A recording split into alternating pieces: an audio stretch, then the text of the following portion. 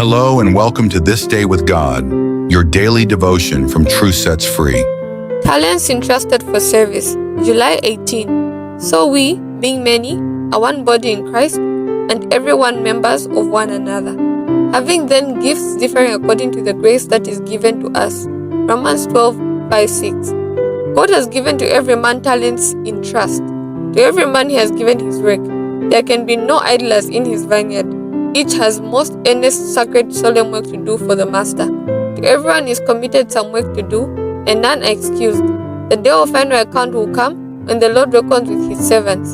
The chief shepherd is judge and illustrates the great principles which are to regulate the proceedings of the reckoning with his servants who are justified by faith, judged by their works.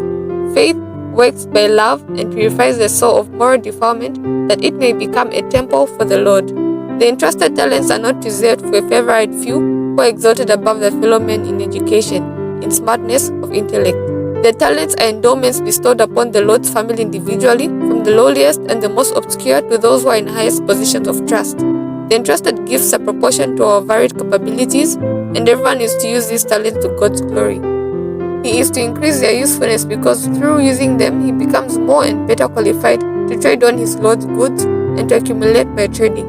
The light of truth and all spiritual advantages are the Lord's gifts. They are to be appreciated and are to have influence upon the mind and character.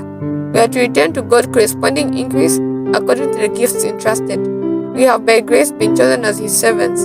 A servant means a worker, one who bears cares, burdens, responsibilities. We are to realize that it is not our goods we are handling, but the master's entrusted capital for us to invest and increase as wise stewards of our Lord's goods, that we may return to him his investments with usury. We cannot hoard the Lord's goods and do nothing with it. Thus did the slothful servant with the 1 pound and lost his soul.